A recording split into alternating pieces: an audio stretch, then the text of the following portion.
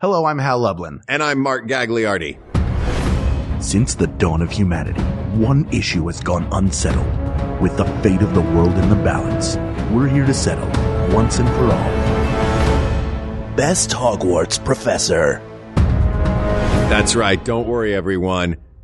We got this. Podcasts should have a theme song. Podcasts should not have a theme song. Yes, they should. No, they shouldn't. They sound good. Yeah, but people are just going to skip past it. You know what? You're right. We got this.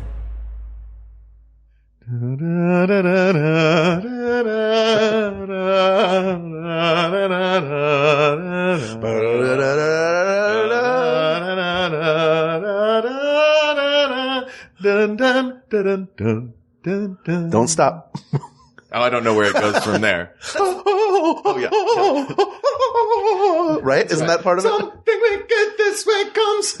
I hate when, I don't like... You don't like the Frog Choir? I don't like John Williams' music having words. Oh, yeah. Well, I mean, his words are Shakespeare, so that's okay. Yeah, exactly. They're not even his words.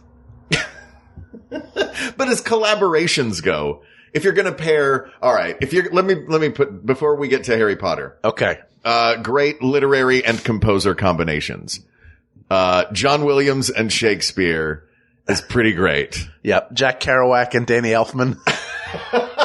Seems like it would work, right? Oh, yeah, sure. Scott Joplin and William Burroughs. Yeah. I'd listen to that. Philip Glass and someone who's sneezing while they write. Who also has some problem where they just repeat the same sentence over and over again for the rest of their life. Yeah. Oh, that's right. Sorry. Philip Glass and a kid who has detention. So much glass shade on this show. Sorry, I'm not a fan. Yeah, me neither. But I appreciate that it's important, for math nerds. It's like, but no, don't you see what he did with rhythm and numbers in this? I'm like, no, I shouldn't have to read the music to get it. Does that make it good? That's the big question. Apparently it makes it important. Yeah, whatever. Yeah. Let's talk about Harry Potter. Yeah, that's what's really important. It's our Harry Potter month. All of November is Harry Potter month here on We Got This with Mark and Hal. Hello, yes. Hal. Hello, Mark. I'm back in America. I'm back in town in LA. We are looking at each other from across a table. This makes me very happy. I love it. You are all decked out. This is how we're proving that we're in the same room. Yes. You are all decked out in Eagles gear. I realize that proves nothing because I could just be guessing and you would be all decked out in Philadelphia Eagles gear. That gives you a 50% chance of what I'm wearing any given day. But yeah, we're recording it. We tried to record this like a week ago. And it just did not work. Yeah, where were you? Amsterdam? Who knows? I was in Europe somewhere and we were trying to record and my recording end kept cutting out after I think we recorded for 45. We recorded almost an hour of this episode. And then I looked down and I was like, my thing stopped recording at 45 minutes. Let me back this up to what happened. Cause you were like, I'll have recording equipment with me. I'm like, all right, we can make it work. Yeah. And it was fine. But you were I lugged a microphone around 7 countries. But you did not lug a laptop. You had an iPad you were recording into. Yes. Which, when you record it, this is a fun fact for all of you amateur podders out there. Yes. If you use an iPad to record and you use GarageBand, it uses measures and not the amount of time you want to record. So before we recorded, you were like, 640 measures. That probably is enough. Yeah, well, that's the maximum you can put. Right. I just set it to the max, and I think that recorded 40 minutes. I think that was the problem. So now we know. Now we know that you can only record measures on GarageBand. And that 640 of them is a 40-minute episode, but we need a little more time to discuss this topic, which is... Watch this episode come in at 38 now that we're going to blow through. But we have trimmed the fat on this episode as well, because we even beforehand, we were like, we already did this episode, but we did it 2 weeks ago. We were like, all right, well, what do we need? What can we get rid of? The funny thing is we know, everybody knows there are probably 3 finalists really for this topic. We did say what the topic is and who it came from. Yes. Well, Emily Firkus suggested Thank you, topic. Emily Firkus. We said it at the top. I growled it into the microphone, so everybody should know. If you somehow skip that, if you go past the opening, shame on you. Yeah. Podcast should have a theme song. Yeah. And also, podcast should have a T-shirt, which you can now get at the Maximum Fun store. That's right. For the holidays. Talk about that. That's so exciting. It's so exciting that we have a shirt now. Anyway, you were saying. What I was saying was that we got through a lot of the sort of also rans, and we were getting ready to get into it when we were cut off. So let's march through into the meat of the thing. Yeah. I think what we're looking for here, a few criteria. Yeah. Let me know if these make sense. One is how good of a teacher they are. Like, are they good at teaching anything? Right. Which we may not really know because the scenes that we see them in are not, which is some of them are the ones that are not going to win. We don't see enough of them to know if they are in fact good teachers. Right. But we also have the books as well. The books are here as a rep, but somebody like Horace Slughorn, who teaches potions, played by Jim Broadbent in the films. Who is brilliant. Where's a mortarboard? Where's a mortarboard? But he's a bad teacher. I think that's just because the production team ran out of types of hat. Right. Like, potions are important. Yeah. And if another criteria is the impact they have on the overall story, he's maybe not as much there, although Polyjuice Potion is something that's under his purview. And him having the memory of what the Horcruxes are is a big deal. Right. So he is pivotal to the story, but he's a terrible teacher because he plays favorites, not by house, but by who he thinks is famous. Yeah. He's a star humper. Yeah. Look at you editing that. I thought about letting it rip, but then he's a wizard banger. That's right. He's a real wizard. Yeah. He's a real whiz banger, and that's Zerd Boofer. Does anyone call him Zerds for short? No. Yo, here come all these Zerds. If the movie The Wiz had been called The Zerd, I don't think it would have done as well. No, but I like the idea of Zerds. Yeah. Zerds sounds it's like when somebody who's a Christopher, instead of going by Chris, goes by Topher. Yeah. I get it. You're different. Yeah. Zerds sounds like a candy from the 90s. Ooh. Like a Shock Tarts. Remember you want some Zerds? I love Shock Tarts. They came with if you don't remember Shock Tarts, they came in a roll with a purple wrapper on them. I know you remember. But they had, it was sweet and sour. But much like a Sour Patch Kid. Sour Patch Kid just kind of gobbled up that market. Compact and glossy more, like a disc. Yeah. So they didn't have the salt on the outside. It was sweet on the outside, then shocky on the inside. But they had an image on the wrapper of fighter jets, which have nothing to do with candy or Shock Tart, unless they're like, you know what a huge shock is that while you're eating this candy, an F-16 is going to open fire on you. Or just reach out, the pilot's just going to reach out his arm and scoop you up. I imagine an F-16 could do that, fly down real low and then just scoop up any person mid-conversation. He's gone! Shock Tarts, you could be my wingman any day. All right, let's talk about some of these professors. Yes. And some of the ones who specifically are not going to win. People like... Ouch. Yeah, sorry. Bathsheba Babbling, Study of Ancient Runes? No. Not going to win. Some of them are just name-checked as well that we don't really actually see in the story. Yeah. Thanks to Kate again for a wonderful document. I know she is a legitimate Harry Potter scholar. Yes. And from our previous episode, she's posted her research. Yes. The research is now posted. You can go online. Where did we link it? It is in the Facebook group. So I post the episode, or Ken did, because I was in a car accident this past week, which is why I wasn't posting anything. You're okay. Tell everyone you're physically okay. I'm walking around. Yes. You're a little banged up, but you're okay. I will be made whole again. That is all I'm going to say. Okay. When the episode is posted, she posts immediately the companion research piece, and she and our producer Ken Plume, for this month only, who knows if it will continue, have created an after show called People of the World, which is their news and notes, and reactions to each episode from two people who love Harry Potter a lot. I love it. One of whom is a scholar, and one of whom has all of the toys on the shelves in his whose office. Faces are aimed directly at him in his insane office / crypt. But there are a few here who are book only and don't really get mentioned. Charity Burbage doesn't really get much of a mention. We can eliminate her. I'm going to mark these because I have the research in front of me. You'll be able to see. I've bolded the ones that are eliminated, and I will bold and italicize the winner. How's that? Ooh. So that way everybody knows. Okay, wait, if you bold all the ones that are eliminated and bold and italicize the winner, everyone's eliminated except the winner. So eventually they will all be bold and one will be in italics? Yes. Okay. That's right. It's not going to be very easy to read. You're going to have to work at it. Sorry. I do not have a laptop in front of me today. I'm simply trusting Hal. He could say any name at all, and I would believe him that they were a Hogwarts professor, because I, as Kate McManus knows, have not read the books. That is correct. Septim Vector, real person, taught Septim Vector? arithmancy. Yeah. Septim Vector. That's arithmancy is the love of math. Just for the love of yeah, it's a math romance. Isn't that doesn't mancy mean like love? Yeah, it's the study of the math of magic. Math of magic. Oh, Math of Magic sounds like a book that you would be forced to read. I think it is. If you were taking a class to help you with math in school. I'm going to look it up. I want to look up Math of Magic right now. You know what you're going to get? You're going to get some student center.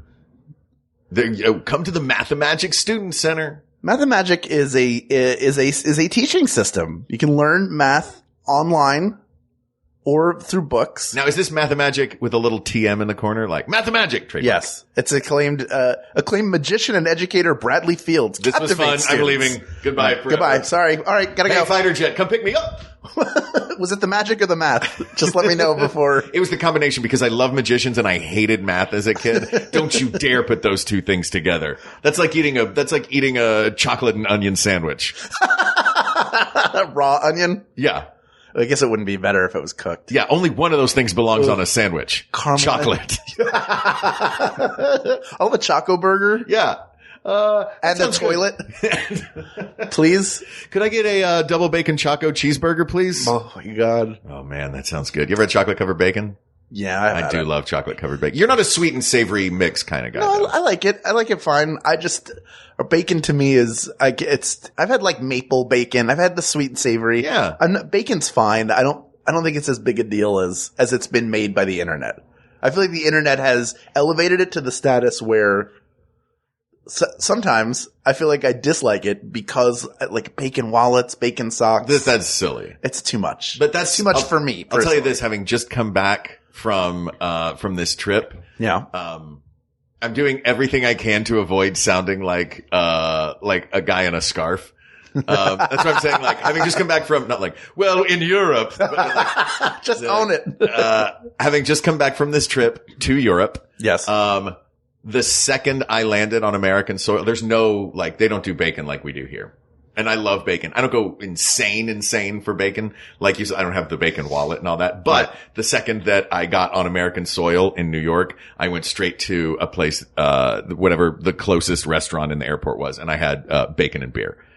All right. The most American dish. Yeah. The most American dish, just bacon and beer. But what were we saying before? Who knows? Let's go, through a few more. I don't think any of the Muggle studies professors are going to do it. We had the Burbage, right. Charity Burbage, and then Electra and Amicus Caro, who were both teachers. Amicus was dark arts, but Electo rather taught Muggle studies, and the only lessons that Muggles are bad and dirty. So it was all anti-Muggle. Right. This is during the Voldemort's reign. Right. This was over Hogwarts. Yeah. This was Vichy Hogwarts when they were occupied. The grand occupation. Yes. Someone like Rolanda Hooch, who teaches flying, has a cool job, is essentially the gym teacher. Yeah. And it really did seem like she was just modeled on that. Yeah. Which is a lot of fun. And it is, those are lessons that are, used especially by Harry as he learns to become an expert Quidditch player, over the course of the books and films. An expert, Goblet of Fire dragon, I was going to say dragon slayer, but that's not true. Dragon,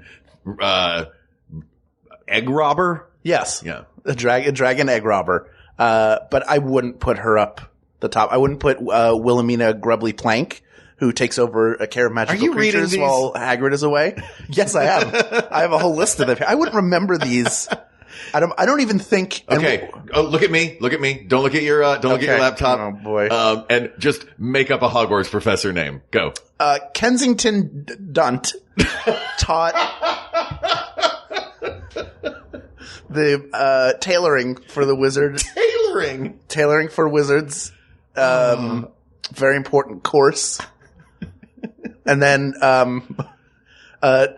Tribling Smythe Cornwall, who taught arts and crafts.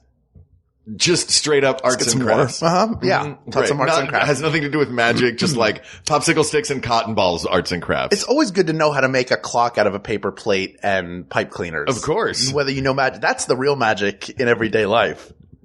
Oh, God. All right. So back to, thank you for that, by the way. That was a delight. Oh, thank you. I'm glad you enjoyed it. Aurora Sinistra, who is an astronomy teacher and is present in all of the books, but is never really described. Not astrology. No. Astronomy. Astronomy. Because you do have to understand the position of stars. Right. Well, apparently not, as we have talked about at this school. You don't have to understand anything about real science, math, history, grammar. Well, this was corrected in the after show, so we should mention it here. Okay. You don't start at Hogwarts until you're 11.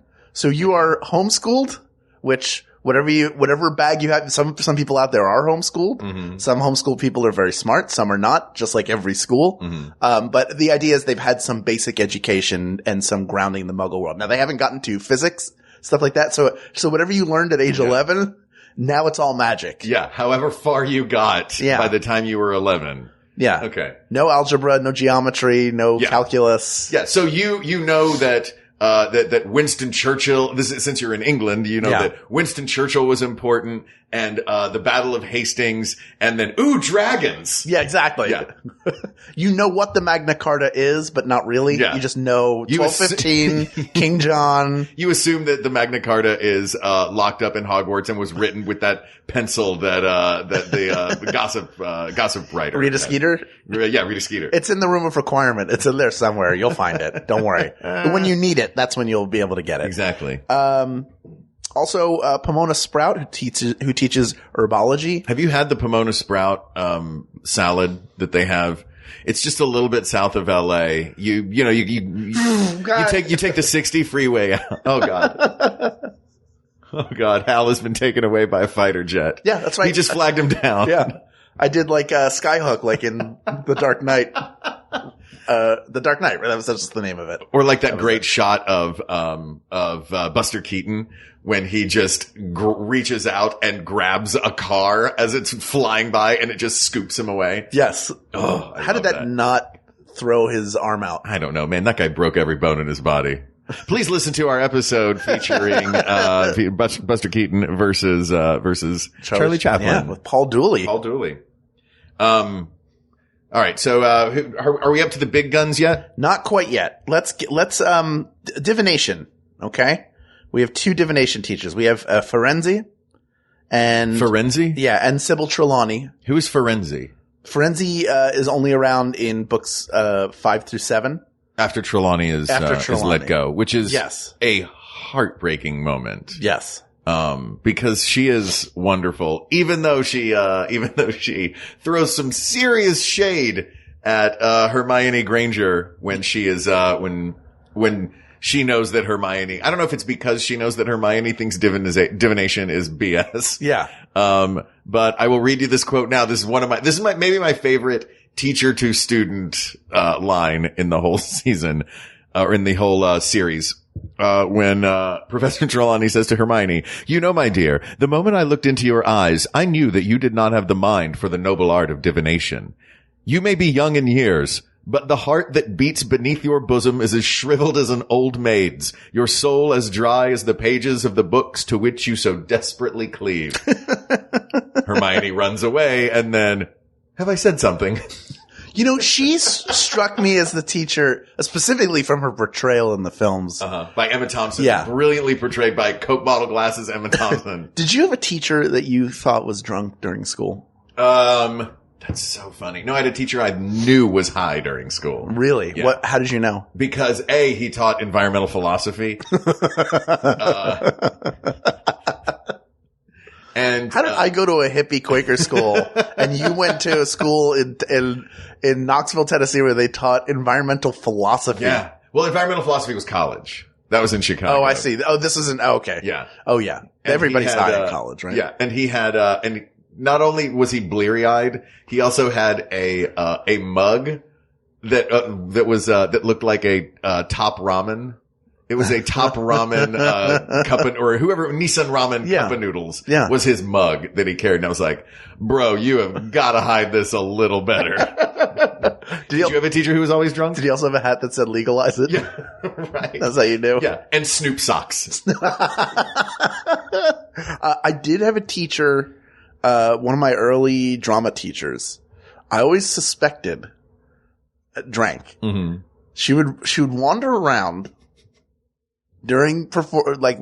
after the show. Uh-huh. She would have a mug that did not smell like coffee or tea. Oh God. And the way this story goes, I don't know, I wasn't there for it, but this is somebody in my grade. I could text him and find out if it's true or not, but I'd rather leave it to... Yeah, leave it to yes, it's true. Yes, it's true. And it's a fantastic story. Yeah. That after a performance of Oliver, that she went up to him and said, "You are excrement," when she meant to say, excellent. She meant to say excellent. That much we know. That's, that part of the story. She meant to say something nice. And she slurred and said something different. Now that may be something that was made up. Right. By friends. And then did she? Because it's a better story than her actually just saying you were excellent. Did she hold out her mug and say, "Please, may I have some more?" Yeah. Oliver, never before has a teacher asked for more. But here is your bourbon. Booze, glorious booze. As long as I need gin. Also, our headmaster, I suspected, he always seemed... Hold on a second. Yes. Your school didn't have a principal? Your school had a headmaster? Well, we did. There was a dean for upper, middle, and lower school, which is the elementary. For those who don't remember from the show or have not heard this part of the show, Hal went to a school that is over 300 years old. True. One of the second oldest school in the country. Yes. Yes, behind our rival school. Yeah. I always like to point that out. You're the That's right. second Number oldest 2. school in the country. Never forget. Never. He was the head of the whole school. And I just always I have no evidence that he was ever drunk, but he always seemed like he drank. Mm-hmm. And he would sit during assemblies and shows with his hands clasped and his thumbs, on his lower lip. Like he was sucking his thumb? Like he was sucking his thumb. And a blanket over his shoulder like Linus? Yeah. And then he would quote, Luke 2. I always thought maybe one of his hands was hollowed out and was a flask, and he was just drinking out of his fist. Like he unscrewed his thumb. Yeah. Just and then just sucks on his hand like a baby bottle for a second. I always like to, that's the past I like to remember. You have a very strange, very serious alcohol problem at your school if that's the past you remember. All right, it is not going to be Trelawney, I don't think, but it's great to give her an honor roll mention, because it's heartbreaking when Umbridge kicks her out of the school. Yes. She's just so fun. And I'm speaking from watching the movies. She's just such a fun character to watch. Yes. Yes. Did you have a bumbling teacher? Because I love that. That was another element of her that I loved, is she was just she knew what she was doing. Like she knew divination. She did not know teaching kids. Right. Yeah. She was not a good teacher. Yeah. I don't remember having a lot of bumbling teachers. Yeah. Really. They all seemed pretty competent. Did you? No, the only one I can think of is, Professor Don Knotts. Yeah. Why? How you doing, guys? Oh God. Welcome to environmental philosophy. I'm just going to have some of this, ramen. Wink, wink. Oh my God. So you didn't have one? You did have one? I didn't really have any. We didn't really have any bumbling teachers. It was more, the students were more bumbling than the teachers were. I being among the bumblingest of students. Yeah. I think we have 4 finalists. Are we down to those now? No, not yet. Okay. Would you agree that Phileas Flitwick is not a finalist? No, but I love Flitwick. Sure. Flitwick, who, what does he actually teach? I know Charms. He teaches charms. He's I know the he charms also is teacher. the choir master. Yes. And it's fun to watch him conduct. Sure. Of course it is. Played by Warwick Davis. He's Yes. brilliant. And yeah, he's fun in the early stories, to watch. He's not bumbling. He's, befuddled by his students. He's good at his job, but when things get unruly, he is the perfect teacher to, Yeah. when things get unruly, which is so much fun in a story about the kids in a school. He almost, To have the teacher he's the Margaret Dumont. yeah. He almost feels like a substitute teacher in that way. Yeah, exactly. He's been there for decades. Yeah. How long has he been there? And yet still, he feels like, guys, come on, treat me like your real teacher. Please, I've been working here for decades. Somebody teach me. You don't even know the kids who were here before. Yeah. You treat me just like they did. I'm starting to think it's me. I mean, it can't possibly be, but No. I'm feeling that way. Oh man. But Flitwick is a lot of fun. Yeah. Let's talk about the long line of defense against the dark arts teachers. Oh, yes. This is sort of this is this is the in memoriam. Yeah. Defense Against the Dark Arts was the parade of Yeah. teachers who had the job for 1 year. Yeah. They're almost all of them are bad teachers. Right. Some of them, let's just go through in order. Queerness Squirrel, who has, Who has a Voldemort on the back of his head? yeah, is a Voldemort on the back of his head. Certainly not the correct answer. Right. But again, like one of the first terrible, he's a coward, a poor teacher of something that is so important.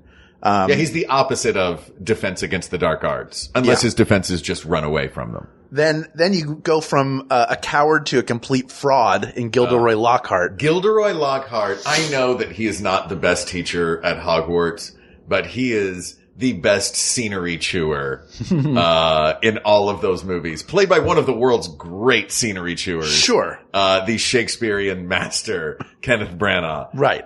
And boy, is he fun to watch, Gilderoy Lockhart. He is. Not a good teacher, a total blowhard. Now Remus Lupin. Which we know nothing about, right? No, Being nothing. blowhards. Yeah, of course not. Everything I say is very important. Sure. It just happens to be that way. Yeah. I'm no blowhard.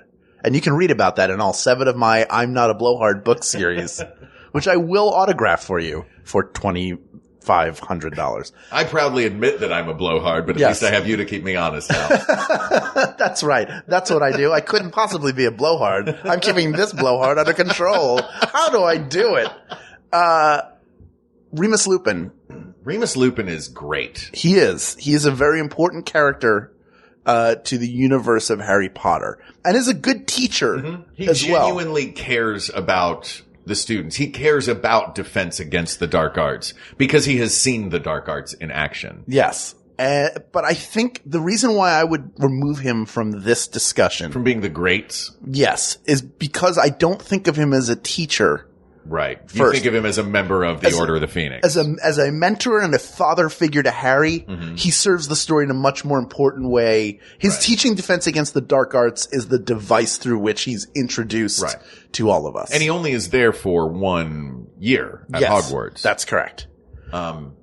Yeah, but I just like him, and I could talk about Lupin all day. I think he's great. I think it's tough. You know, he's got a tough go as a teacher because being a werewolf is, you know, makes having any job harder. Yeah. Such a heartbreaking moment in the story too, when he leaves his job at Hogwarts and he's like, well, for people like me, this happens a lot. We're used to it. It's like, Yeah. oh God. And paralleling that with things that could be the case in real life. And, yeah, it's, he's a great, I wouldn't call him a tragic figure. Sort of. Maybe, but because he's not the center of the story. I don't know. If you have to be the center of the story to be a tragic figure. Well, for a while, he's a key to Harry's happiness, that they could have a life together. Right. Where he could continue to raise him and be family for him. And they're ultimately torn apart, which is as bad certainly it adds to the tragedy of Harry Potter's life, but also it makes him more of a tragic figure because that's all that he wants. And it's just impossible. It's impossible for him to have that happiness and to settle down. Right. And it obviously he gives his life in service of the greater good. Then we get Mad-Eye Moody, who is not Mad-Eye Moody. It's Barty Crouch Jr. in disguise. Is it Mooney or Moody? Moody. Yeah. Did I say Mooney? No, I thought it was Mooney for some reason, but you said Moody. It's Paul Mooney. Paul Mooney. Mad-Eye Paul Mooney. Yeah. And Alistair Moody. He tortures Malfoy and then he performs the Imperious Curse. I mean, but terrible teacher. It is not Mad-Eye that is doing this. It is a disguised Death Eater. Doctor. Yes. From Doctor Who. Yes, that's right. It's a disguised Death Eater. But he's evil. Yeah. Bad teacher. Yeah, bad teacher. Bad but teacher. we can't say that Mad-Eye Moody is evil because Mad-Eye Moody was at the bottom of a very deep trunk. Yes. Yeah, absolutely. Okay. Let's skip for a second. Let's talk about the other two. We're going to get to the big guy who taught Defense Against the Dark Arts for a brief time. Right. So that was not the main thing he taught, of course. Amicus Caro, we talked about the Caros before. Right. Taught the Dark Arts, but used it to torture students. Not to torture good. those who were dissenters. Mm-hmm. Obviously terrible teacher. Right. Dolores Umbridge. Yes. Dolores Umbridge was before this, right? She was before, but I just wanted to, I wanted to sort of switch at a certain point and get to more important. I'd say Umbridge and Snape are two of the more important people we know as teachers. Umbridge is a deliciously drawn villain. Yes. And a terrible, terrible teacher. Yes. But a delicious villain. And delicious I love villain. That. And Imelda Staunton crushes it in the movies. Yes. And I think she's more frightening in the books even than she is in the film. Like she's a hideously frightening character. It's that little giggle that I love in the movies that make her so brutal. Yeah. So now we're down to our 4 finalists. Here's who they are. We have Rubeus Hagrid. Yeah. You have Severus Snape. You have Minerva McGonagall, and you have Albus Dumbledore. Before we decide between those 4, let's take a break. And when we come back, we will have for you the definitive best Hogwarts professor, ACCIO Ads. Hi, I'm Dave. Hi, I'm Graham. And we're 2 house DJs who have been trapped inside our drum machine. We love it here, and we'd love if you stopped by and visited us every week on Stop Podcasting Yourself here on MaximumFun.org. We're just a couple of doofuses from Canada. And listen to our show or perish. Stop podcasting yourself on MaximumFun.org.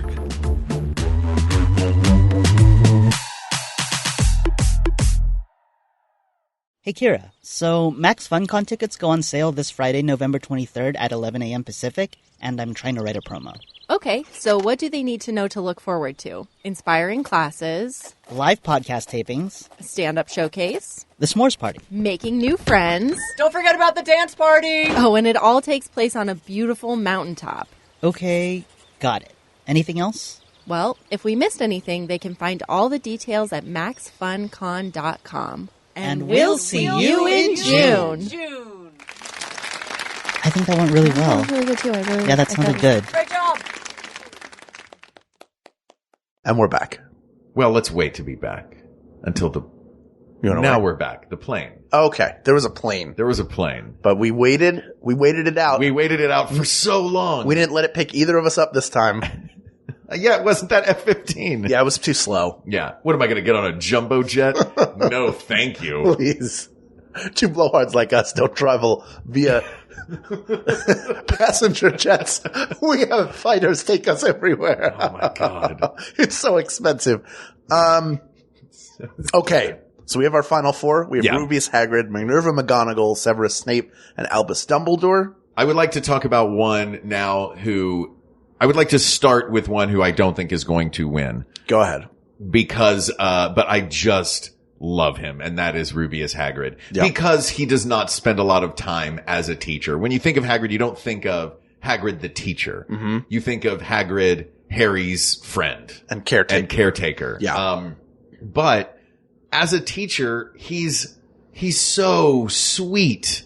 And so he just means so well all the time. There's not a mean bone in Hagrid's body. Right. His first day of teaching, he begins with his class with, I don't know the exact quotes, but he begins with basically, oh, hi everybody. This is really fun. Thank you. If you wouldn't mind, I do remember that he says, if you wouldn't mind, I'd like you to, open to this page in your books, if that's okay. And then we're going to go outside and have a really fun thing for you. His first day of class. Yeah. The first thing he ever does is take the kids on a hippogriff ride.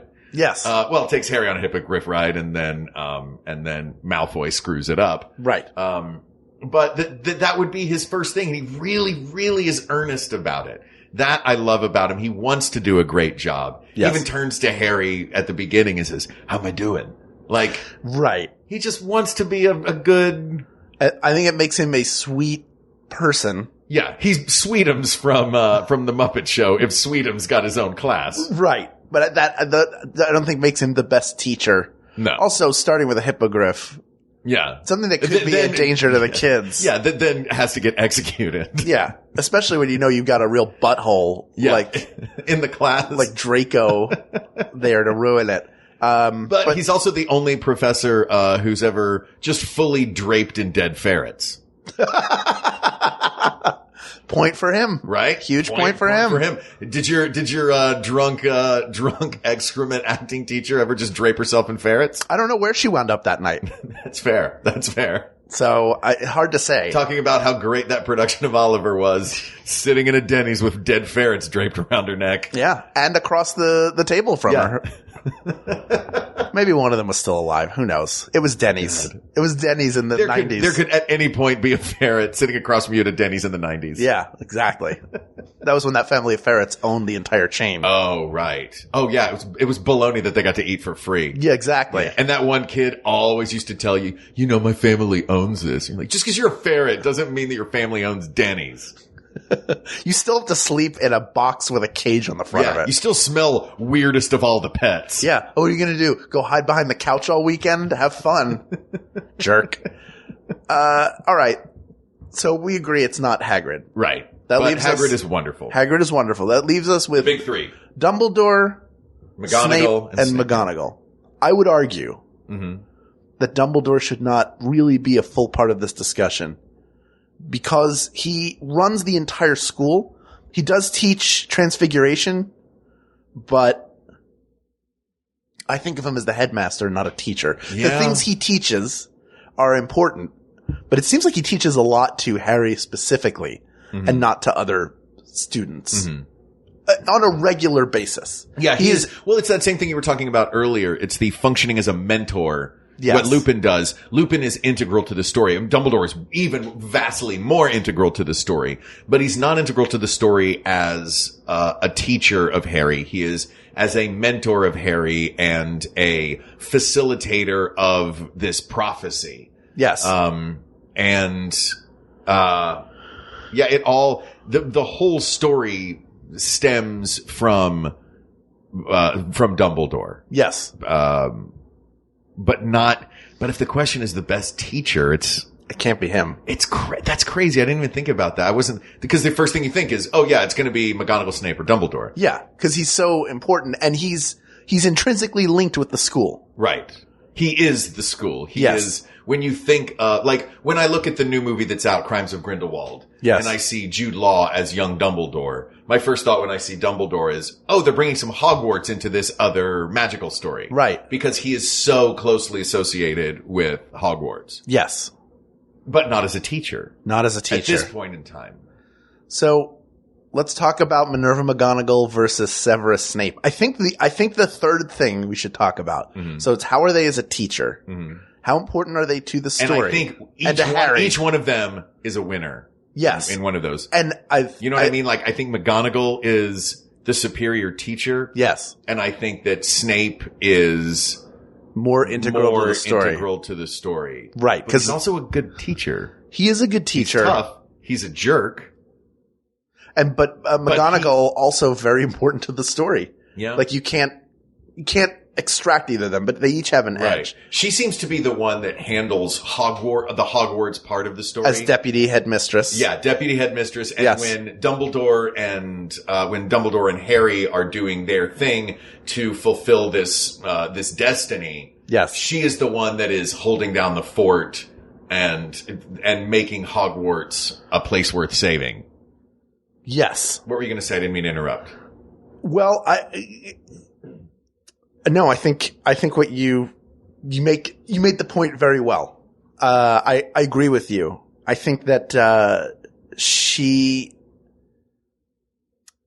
it's like she's almost sort of behind, like she's slyly more important than you would think. Mm-hmm. Snape is a way out there important guy because of how tied up he is with Harry's past, and you never know his intentions until the very end. Right. And once you do know his intentions, the light that it paints Snape in for the rest of the series is, I mean, it's, to me, that my first thought was, if I had gotten all the way up through the sixth story, I would have said, oh, it's not going to be Snape. That guy's a jerk. And he's a great teacher, but he's a jerk and he's a Death Eater and blah, blah, blah, blah. Right. But then this reveal happens and my thought was, oh, of course it's Snape. But then I look at McGonagall and she is, this is hard. I mean, Snape kills Dumbledore to stay undercover as headmaster under, Voldemort. It's just like the level of sacrifice he goes through is really incredible. And I think ultimately what I would say is the deciding factor who is the best at what they teach? Mm-hmm. In which case it feels like another draw. Yeah. I mean, the only reason that Harry excelled in potions the way that he did, was because he had the Half-Blood Prince's book. Mm-hmm. Like, as far as being a good teacher goes, Severus Snape literally rewrote the book on the fly when he was a student. Yeah. Like, that's how much of a genius he was. But McGonagall is, she's in this pantheon of Hogwarts that I don't know. This is so hard. Yeah, they're both really, really important. It's hard for me to not pick Snape just because of how tied up he is. He's a teacher all 7 years. Right. He always wants to teach Defense Against the Dark Arts and is kept from it except for 1 year. Mm-hmm. He at the same time commits the saddest murder in the in the story of Dumbledore, but also full well that Dumbledore is dying anyway because of his hand. Yes. Teaches Harry Potter occlumency. Mm-hmm. Like he does everything. Yeah. He really runs the gamut over the books and probably is the most changed. He has the most complete arc of maybe any character in the books or films. Yeah. What he does when he's teaching, what is it getting into the mind? What is that called? Occlumency. Occlumency. When he is teaching Harry occlumency, it is the most, like, Professor McGonagall is an incredible teacher and has done this for decades and is, up there with the students, like, this is what she does. But when he's teaching Harry mind reading, it is the most life or death. I've never seen a teacher portrayal that is, you have to get this. I have to get you to learn this. It is an actual matter of life or death. So I'm going to lock you into this room and we are going to do this no matter how painful it is for both of us. It's hard because if you think traditionally, like in the role of a teacher, traditionally, and the level of nurturing that it requires to be a teacher. She's a better teacher than he is. She's a better teacher than he is, by far. Overall. He bullies people. Yeah. She plays no favorites even though she's the head of Gryffindor. To the rest of the students, she is a far superior teacher. Yes. To Harry, Snape is a far more important one. Yeah, I would agree with that. But do we look at this as, I mean, we've been looking at it as if we were Hogwarts students, not as if we were Harry Potter. As if we were Hogwarts students, throughout the process of doing these episodes when we pick like the best house and the best, or the best, subject and all this. In Harry's story, Snape is the far superior teacher of Harry, but is that because we are adding that layer of mentorship on top of it and his actual real love for Harry's mother and by extension Harry? I don't think you can extract it. No, I don't think you can. I think either. they're so close in a lot of categories and it's so back and forth that overwhelming importance is what gives him the win. I think when neither of us want to. Both of us want to say McGonagall. Because she is the better teacher. She's the better teacher at Hogwarts. So, we were asked the best Hogwarts professor. We weren't asked the most important Hogwarts professor or the best character. But have we ever seen her teach, too? That's another thing. We don't see much of her teaching. She teaches practical things to them. They learn a ton of theory. They also have to demonstrate practical knowledge. I guess I'm just stuck on this image of Snape, like really the need for Harry specifically to get this. Sure. You know what I mean? But you're right. I think the question was who's the best Hogwarts professor? And you have to set aside his mentorship and his love and his I was going to say integralness, but it's integrity to the story. His integral importance? Yeah, his importance to the story and the sacrifice that he makes. But as far as professors go, and the fact that this is so hard, that he literally rewrote the textbook, when he was a student on the fly. Yeah. So he's super smart. But McGonagall is the best professor. When you think of a professor at Hogwarts. Yeah. It's got to be Minerva McGonagall. You know, I realize all this time, I do a really good impression of McGonagall, and I haven't done it once. So maybe I'll do it for this. Please. Okay. Oh, people of the world, it's me, Minerva McGonagall, the best Hogwarts professor. It's Jim Dale again. It's Jim Dale, audiobook extraordinaire. There it is. There it is. Jim Dale came back. You thought he wouldn't? Too bad. He'll always be with you in your heart. Oh, and there was one set of footprints. That's when I carried you. Jim Dale carried me around a beach. I'm sorry. Can you restate that? I need it for the precinct report. Jim Dale, he picked me up on the beach and just carried me. I don't know why. Thank God Minerva McGonagall was there. She turned him into a rat. That's right. Look, you heard how hard this discussion is. I'm sure you've had this debate with your friends if you're a Harry Potter fan, but McGonagall is the better professor. This is the best professor. Yeah. Not most important. Yeah. Not favorite. Not best to Harry. Not best to Harry, but the best professor overall. And even though importance to Harry and importance to story is in there, ultimately I think that pulled us off track. Right. And we're looking for the best professor. Look no further than Minerva McGonagall asked and answered. That was a hard one. Yes. Thank you, Emily Firkus. Thanks, Emily. This was fun. Yeah. This topic is settled.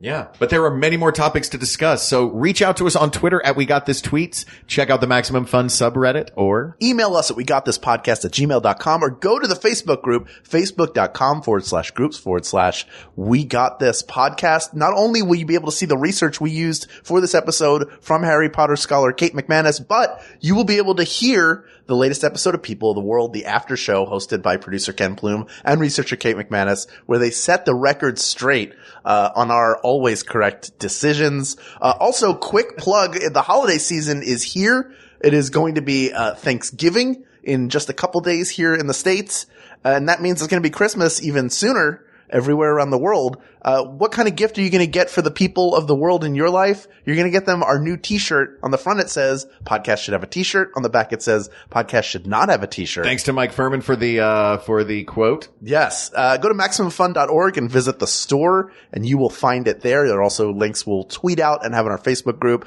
Thank you to producer Ken Plume, researcher Kate McManus, QA engineer Jen Alba, and graphic designer Uri Kelman. And thanks to our musicians Jonathan Dinerstein and Mike Furman for our score and theme song respectively. And thanks to you, our listeners for giving us a chance to sit and talk about Harry Potter like the big fans that we are. For me to get to sit actually in a room with Hal now and talk about this, and to hear everyone's thoughts on the matter brings much joy to my heart. So thank you. For Hal Lublin, I'm Mark Gagliardi. For Mark Gagliardi, I'm Hal Lublin. And don't worry, everybody. We got this. We got this. MaximumFun.org. Comedy and culture. Artist owned. Listener supported.